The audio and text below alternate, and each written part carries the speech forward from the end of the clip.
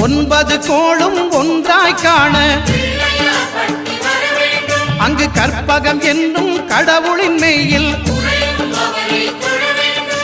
சூரியன் முதலாய் 9 கிரகமும் பலவித குணங்களை கொண்டிருக்கும் எங்கள் கற்பக தருவில் அவை வரும்போது ஒன்றாய் சேர்ந்து பலனளிக்கும்.